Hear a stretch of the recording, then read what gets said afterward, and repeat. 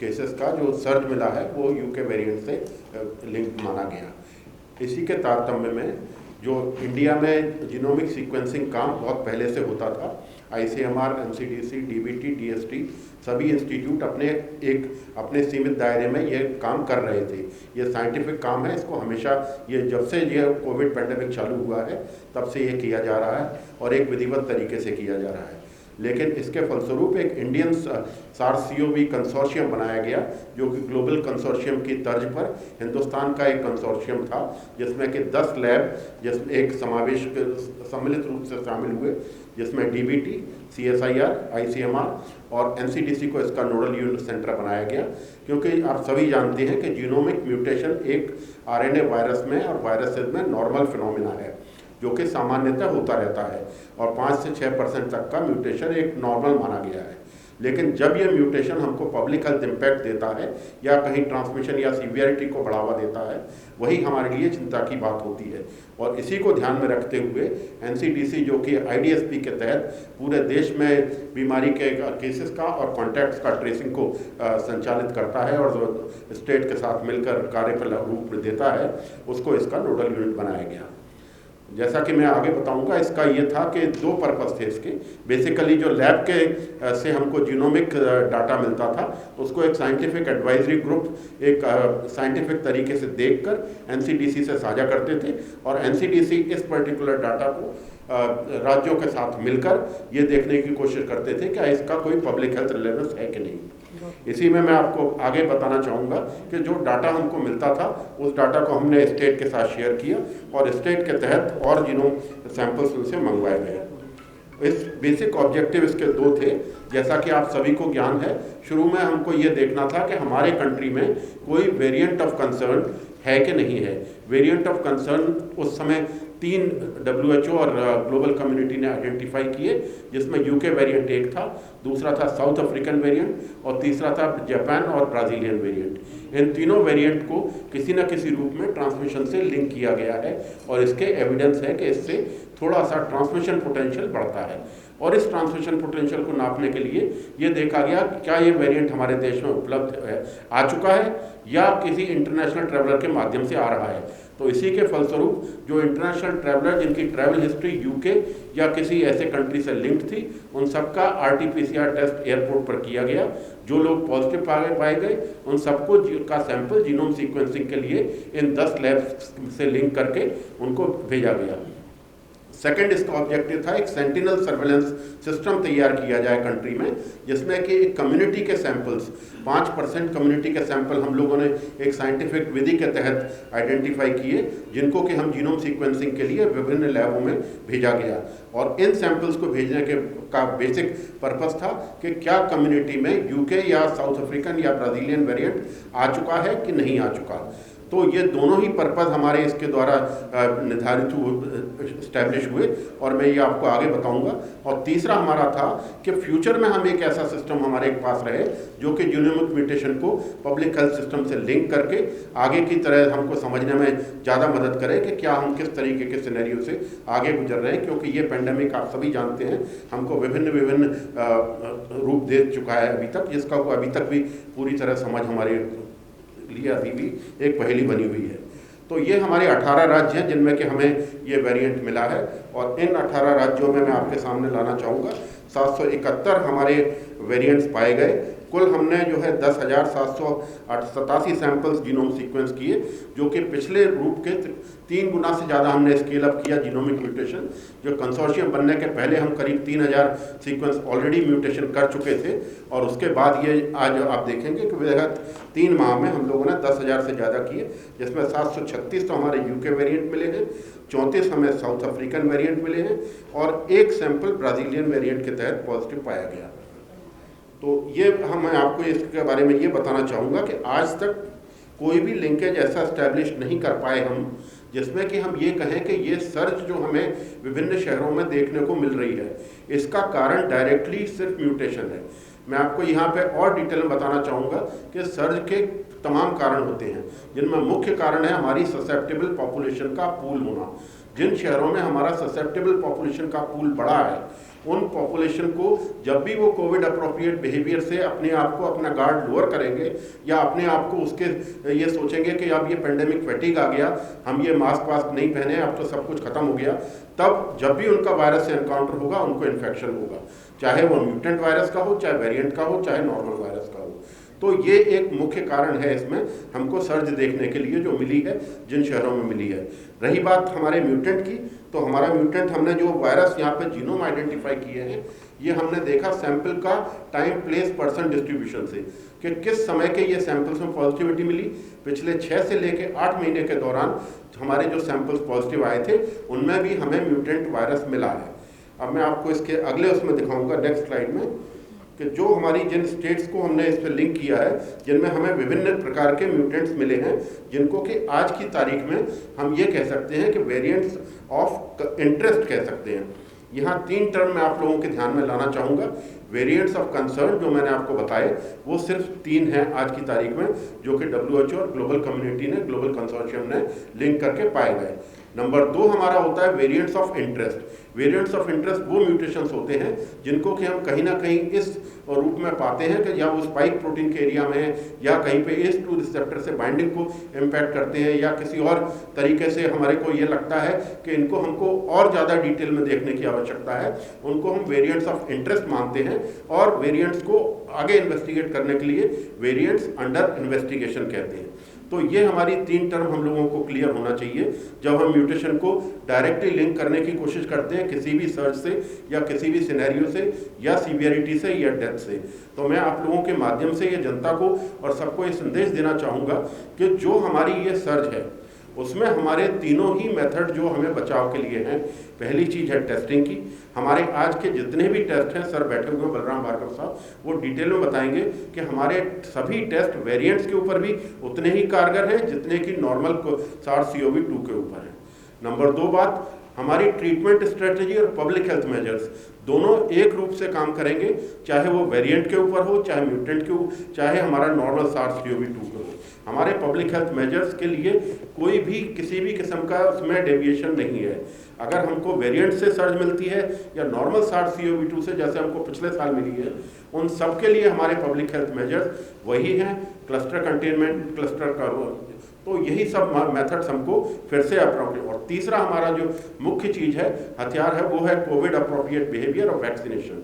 दोनों ही चीज़ इस दोनों ही वायरस में, चाहे हमारा ये म्यूटेंट हो या आने वाले और भी म्यूटेंट अभी हमको देखने को मिलेंगे। हाँ, हम उसको क्लोजली मॉनिटर जरूर कर रहे हैं और जैसे जैसे इसके बारे में और जानकारी होगी हम सब लोग आपसे साझा करेंगे। धन्यवाद।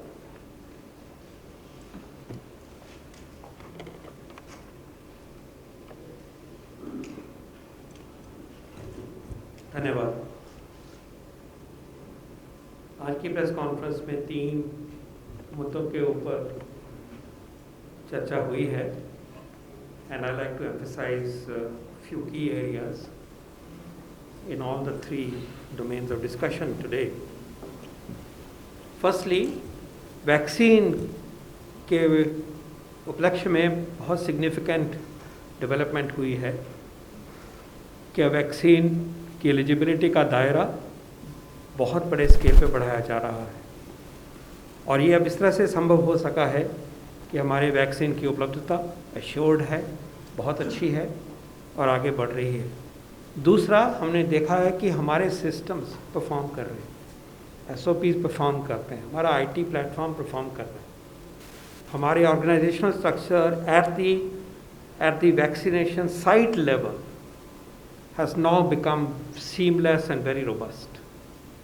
और जैसे जैसे ही हम स्टेज वाइज आगे बढ़े हैं, हमें कॉन्फिडेंस मिला है कि स्टेट गवर्नमेंट्स, डिस्ट्रिक्ट टीम्स और सबके साथ मिलकर इस प्रोग्राम में अब हम तेज़ गति ला रहे हैं। और आप देख रहे हैं कि सरकार ने ये फैसला किया है कि 45 और उससे ऊपर की उम्र के सब सिटीजन्स को, सब नागरिकों को अब एलिजिबल कैटेगरी में ले आया गया है 1 अप्रैल से। ये बहुत बड़ी डेवलपमेंट है। इसमें मैं ये भी एम्फेसाइज करना चाहूँगा that the age based criteria that our country has used has been one of the reasons why the vaccination program has been very steady, seamless and practically glitch free. To great satisfaction of the beneficiaries. आपने data भी यहाँ देखा। Age criteria को चिन्हित करने के लिए हमारे पास राशन कार्ड है, हमारे पास इलेक्शन कार्ड है, और अबव ऑल हमारे पास आधार कार्ड है। बहुत आसानी से व्यक्ति चिन्हित हो जाता है, कॉम्प्लेक्सिटी नहीं है। हमने कोमॉर्बिड कंडीशन की जो व्यक्ति थे उनको इसमें लाने का एक फेज आया था, चल भी रहा है। जब देखते हैं उसमें कॉम्प्लेक्सिटी है, सर्टिफिकेट चाहिए, सब कुछ चाहिए। तो इस तरह से जब हम एज क्राइटेरिया लेते हैं, age as the proxy for severity of disease and risk of mortality, then the whole program gets aligned in a very, very practical way. And therefore, we are building on that experience, and rather than fragmenting our approach by एक इस समूह को लें फिर उस समूह को लें, इस स्टेज पे जबकि प्रोग्राम बहुत तेज़ गति से ऊपर बढ़ रहा है, ये बहुत ही महत्वपूर्ण फैसला कैबिनेट ने लिया और इसके अंतर्गत फ्रंटियर को आगे लेके गए हैं। और जैसे कि सेक्रेटरी साहब ने क्लियरली कहा, और मैं चाहूँगा ये बात आगे तक जाए, हम इस वेव में किसको प्रोटेक्ट कर रहे हैं? उन व्यक्तियों को प्रोटेक्ट कर रहे हैं जिनको कि कोविड-19 से मार पड़ेगी तो बहुत सीरियस खतरा है बीमारी का, सीरियस बीमारी का और डेथ का। ये एक फंडामेंटल प्रिंसिपल है इस स्टेज पे। और एक बड़ा समूह वैक्सीन लेता जाएगा, जान भी बचेंगी और उसके द्वारा जो चेन ऑफ ट्रांसमिशन है वो भी बचेगी। और मैं कहना चाहूँगा कि जैसे एग्जांपल लें, यूके का एग्जांपल लेते हैं, एग्जैक्टली यही किया। जो उनकी बहुत उम्र वाले थे 75 के ऊपर से, वहाँ से शुरू किया, 60 तक आए, अभी ही कुछ 7-8-10 दिन पहले ही वो 50 तक पहुँचे। वही अप्रोच वहाँ ली गई। यूएस में भी यही अप्रोच ली गई। तो ये this approach has stood the test of time within our own nation as well as across other countries, and this is the approach which WHO has assign. And I want you to note कि इस समूह में mortality जो है वो लगभग double है ये, और 88% मोर्टेलिटी टोटल मिला के इसी समूह में हो रही है।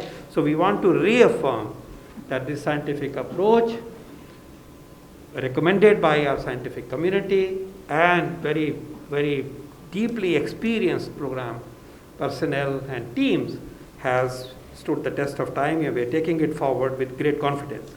Secondly, on behalf of the government, I like to emphasize, I like to state very, very emphatically that we have adequate supplies of vaccine to deliver on the program that has been brought forth to you, जिसके बारे में चर्चा होती रहती है।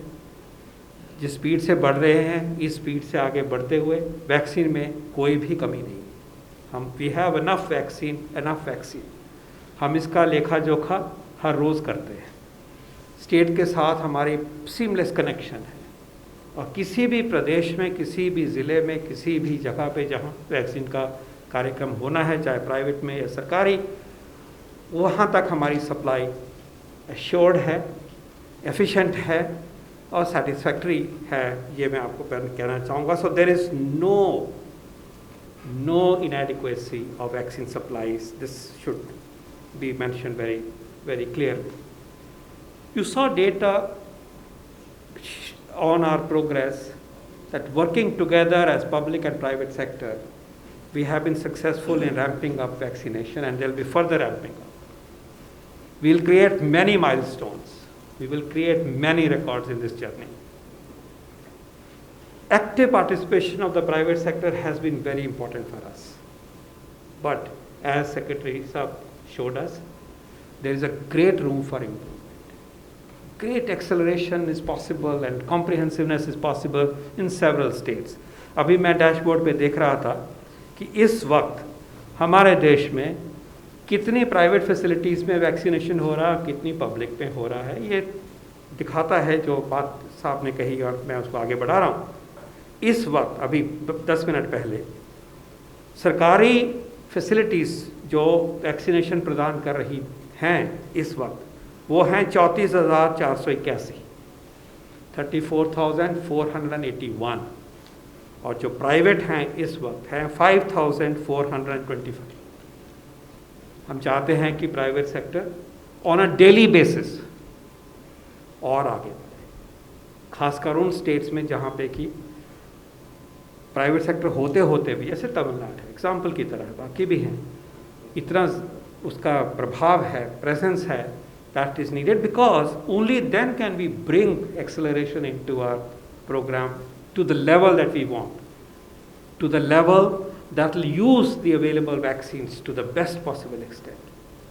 And going into April, we know that there will be an increased demand. Our systems are ready, but I think expansion of both public sector facilities and vaccination points, but even more so the private sector points, because there is a lot of potential out there, will be needed. And that's my appeal to the private sector leadership, private sector partners, कि आगे आप बढ़िए। एक और छोटी development है, जैसे अगले पॉइंट पे जाने से पहले जो मैं जोर दे के कहना चाहूँगा साइंटिफिक कम्युनिटी की तरफ से, कि हमारी जो साइंटिफिक कमेटी जो एडवर्स इफेक्ट्स को देखती है, वॉच करती है, स्टडी करती है systematically, the AFI committee adverse effects following immunisation, उसने बिल्कुल सिस्टमेटिकली जो भी इंफॉर्मेशन हमारे पास है एडवर्स इफेक्ट्स, इसको देख के ये साबित और चिन्हित किया है और कंक्लूड किया है कि हमारे देश में थ्रोम्बोसिस का इवेंट कोविशील्ड की वजह से is not a problem. There is no signal whatsoever for this concern, and of course we promised that we'll bring forth this information to you last time. Of course you also know that the advisories have gone again from WHO, from European agency and so on, that Covishield is safe. Please proceed with its scale up and uptake with the speed that is required everywhere, including our own country. So reminder, and we want this message to go. Everybody may not know this development globally. We would like to assure you that there is no risk of blood clotting related complications that were attributed or suspected in some nations. Our own scientific community has again, with full deep study, scientific basis, have told us that it is safe, and please proceed. Now I'd like to come to the issue of pandemic. Serious concerns are there. We are very concerned. Maharashtra, Punjab, उसके बाद गुजरात हम देख रहे हैं, और states भी देख है। ये हमें सबको मिलके अब इस पैंडेमिक में जो early second peak, second rise दिखाई दे रही है, उसके लिए लड़ना होगा, और इसके लिए हमें उन्हीं अप्रोचेस पे वापस आना होगा तेज़ गति से, जिनको इस्तेमाल करते हुए इस पैंडेमिक के ऊपर रोक लगी थी, और हमने देखा कि उन चीज़ों को करने से बचाव होता है। और अब हमारे पास जो वैक्सीन का भी टूल है, उन जगह पे जो वैक्सीन अब लिबरल तरीके से आगे देने का एलिजिबिलिटी बन गया है, सिस्टम बन गया है, उपलब्धता हो गई है, उसको हमें वहाँ तो पर्टिकुलरली इंश्योर करना कि उन सब एलिजिबल लोगों को मिले जिनके लिए कि वैक्सीन का प्रोग्राम बनाया गया है। इसके अलावा जो बातें कही हैं, जो एम्फेसाइज किया गया है, वो उन चीज़ों को आगे लेके हमें आना है। मैं इसके ऊपर दोबारा लौटूंगा, म्यूटेंट की बात भी इससे लिंक्ड है, उसको भी साथ में ले लेते हैं। आज आपके सामने फिर एक विज्ञान की तरफ से, सिस्टमेटिक स्टडीज़ की तरफ से, और हमारी बेस्ट लेबॉरेटरीज़ को जो जुड़ के एक नेटवर्क बना है, उसके बेस के ऊपर आपके सामने डेटा प्रेजेंट किया गया है, जैसे हमने प्रॉमिस किया था आपको। उस डेटा के बेस पे जो कंक्लूजन निकले हैं, डॉक्टर भार्गव मेरे बाद थोड़ा सा और भी एक्सप्लेन करेंगे, लेकिन निकल के ये आया है कि हाँ, variants of concern 3 variants, UK का वेरिएंट पर्टिकुलरली हमारे देश में कई जगह पे है, पंजाब में दिख रहा है ज़्यादा है, दिल्ली में भी है, सही बात है, उभरा है, इसको हमें मानना होगा। इसके बेस के ऊपर हमें और अपना कवच बढ़ाना होगा, अपनी मेहनत बढ़ानी होगी, और इसे फेस करना होगा और हराना होगा। साउथ अफ्रीकन वेरिएंट आया है किसी हद तक, और थोड़ा सा ब्राज़ीलियन वेरिएंट आया है, ये तो एक हिस्सा है रिपोर्ट का। इसके अलावा कुछ और म्यूटेशंस के बारे में भी बताया गया, वो म्यूटेशंस से हैं, महाराष्ट्र में दिखी, दिल्ली में भी दिख रही है, इस तरह से गुजरात में भी दिख रही है। अब आपको ये मैं कहना चाहूँगा कि म्यूटेशंस का होना एक नेचुरल प्रोसेस है, ये होता ही रहे। वायरस एक आरएनए का स्ट्रैंड है, जब वो रेप्लिकेट करता है उसमें गलतियाँ होती हैं, नेचर का नियम है। इससे हमें पर से घबराना नहीं है। हमारे पास इतना स्ट्रॉन्ग सिस्टम है किसी भी देश के सबसे के ज़्यादा बाकियों से मिला मुकाबले में बहुत अच्छा वर्ल्ड क्लास, कि हम इन चीज़ों को समझ सकते हैं, इसके बारे में जो करना चाहिए हम वो कर सकते हैं। लेकिन याद रहे, एक बहुत बड़ी बात याद रहनी चाहिए कि अगर वायरस रेप्लिकेट ना करे तो म्यूटेशन हो ही नहीं सकती। जैसे मैंने अभी कहा कि मैसेंजर आरएनए रेप्लिकेट करता तो गलतियां होती हैं कि कुछ और बन जाता है, उसका जो सीक्वेंस है वो बदल जाता है, और वो सीक्वेंस का कोई कॉन्सिक्वेंस हो सकता है कि वो वायरस की एबिलिटी को बढ़ा दे या और ख़राब काम करे कि हमारे डायग्नोस्टिक को हराए। लेकिन याद रहे कि ये क्यों हो रहा है, क्योंकि वायरस रेप्लिकेट कर रहा है। हम वायरस के रेप्लिकेशन को रोकना अपना के बारे में हम सोचें तो म्यूटेशन से बचने का रास्ता हमारे लिए वायरस को हराने के ऊपर है। सब कुछ पीछे करो, उसको कम करो। समाज में वायरस जितना कम दबाओ, आपने ये शब्द हमारे से सुने, suppress the chain of transmission. आप जितना सप्रेस करेंगे वायरस हमारे देश की धरती के ऊपर उतना ही कम रेप्लिकेट होगा। और रेप्लिकेट कहाँ होता है? हवा में या मिट्टी में नहीं होता, हमारे अंदर आके होता है। तो हम अगर वायरस से अपने आप को बचाते हैं, चेंज ऑफ ट्रांसमिशन एक से दूसरे तक जाने से बचाते हैं, तो म्यूटेशंस भी नहीं होंगी। म्यूटेशंस को बचाने का भी एक ही तरीका है कि वायरस को सप्रेस करिए, वायरस को दबाइए, वायरस को लिमिट करिए और अल्टीमेटली वायरस को ज़ीरो करिए। और वो वही स्ट्रैटेजी हैं जो कि हमें इन प्रदेशों में लागू करनी है, सब जगह लागू करनी है। और उनको जो एडवाइजरी होम मिनिस्ट्री ने दी है उसमें फिर दोबारा एम्फेसाइज करके कहा गया है, प्लीड किया गया। और डॉक्टर सुजीत सिंह ने फिर दोबारा हमें समझाया म्यूटेशंस के परिप्रेक्ष्य में भी कि प्लीज़ कोविड अप्रोप्रिएट बिहेवियर को अपनाइए। ये मास्क जो है ये लगभग उतना ही कारगर है जितना कि दुनिया का बेस्ट वैक्सीन जो हम बना रहे हैं वो, कोई फ़र्क नहीं है।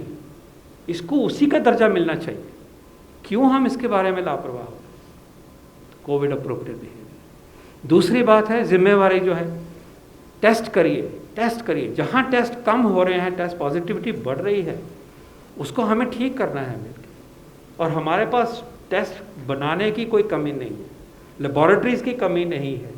टेस्ट करेंगे तो चिन्हित होता है, जो पॉजिटिव है वो आइसोलेट किया जाता है, उसके जो दोस्त मित्र हैं, कॉन्टैक्ट्स हैं, उनको क्वारंटाइन करके रखा जाता है कि बैठिए, अभी आप 14 दिन बैठिए, नहीं तो 7 दिन बैठिए, फिर टेस्ट करेंगे, फिर आपका देखेंगे कि आप इसके। अगर हम ये करेंगे तो ना वायरस रेप्लिकेट करेगा, ना वायरस की म्यूटेशन होगी, ना इतना टाइम और रिसोर्सेज हमारे वेस्ट होंगे, और ना ही ये जो है वो पेंडेमिक आगे बढ़ेगी। क्वारंटाइन करना, कंटेनमेंट बनाना, कंटेनमेंट जोन बनाना, यही वायरस को लिमिट करता है। ये चीज़ धरती तक जानी चाहिए। हम हॉस्पिटल की प्रिपरेशन के ऊपर खूब एम्फेसिस देते हैं, लेकिन कंटेन करने के लिए, चेन्स ऑफ ट्रांसमिशन को रोकने के लिए भी उतनी ऊर्जा हमें दिखानी है, और सिटीजन्स की भी रिस्पॉन्सिबिलिटी है इसमें। कई जगहों पे इतना जो खराब हालत हो रहा है, हमें इन्हीं विधियों को हमें लेके हमें कंट्रोल करना है। ये गुजारिश है, और ये होम मिनिस्ट्री ने भी रिक्वेस्ट करी है, हेल्थ मिनिस्ट्री हमेशा कहती रहती है, साइंस हमें ये बताती है, तो इसके ऊपर हमें लगना होगा। इसके अलावा ये याद रहे कि इन प्रदेशों में स्ट्रेटेजिकली वैक्सीन का अपटेक तेज़ होना चाहिए, जल्दी होना चाहिए, तेज़ गति से होना चाहिए, और वैक्सीन का वहाँ इस्तेमाल हमें करना है। अंत में मैं कहना चाहूँगा कि जो होम मिनिस्ट्री ने नई एडवाइजरी इशू करी है उसमें एम्फेसाइज भी किया गया है, याद भी दिलाई गई है कि कंटेनमेंट की स्ट्रैटेजी, कॉन्टैक्ट ट्रेसिंग की स्ट्रैटेजी, क्वारंटाइन की, इसके अलावा जहां उचित समझे रिस्ट्रिक्शंस को लेके आइए। अब हमारे फिर त्योहारों का वक्त आ गया, होली है, कुंभ है, हमारे शब बारात है, ईस्टर है, बैसाखी है। ये सारे डेंजरस सिचुएशंस हैं from the point of view of pandemic spread. तो मैं बधाई देना चाहूँगा दिल्ली सरकार को कि उन्होंने एक बहुत उचित फैसला किया कि होली में हम रिस्ट्रिक्शंस को अपनाएंगे। You are aware of this.